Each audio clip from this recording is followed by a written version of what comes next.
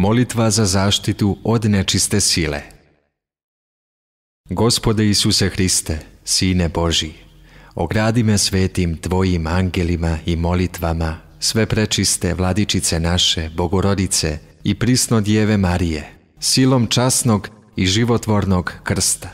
svetog arhistratiga Božjeg Mihajla i ostalih nebeskih sila besplotnih,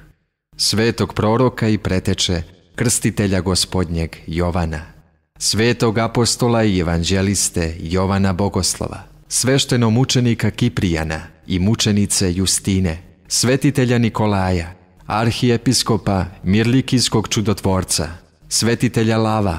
episkopa Katanskog, svetitelja Josifa Belgorodskog, svetitelja Mitrofana Voronješkog, prepodobnog Sergija, igumana Radonješkog, prepodobnog Serafima, Sarovskog čudotvorca, svetih mučenica, vere, nade i ljubavi i majke njihove Sofije, svetih i pravednih bogootaca Joakima i Jane i svih svetih Tvojih, i pomozi meni, nedostojnom rabu Tvojemu, da me izbavi od svih nasrtaja neprijateljskih, od svake mađije, čarolije, vraćanja i od lukavih ljudi, da ne uzmognu učiniti meni zla nikakvoga.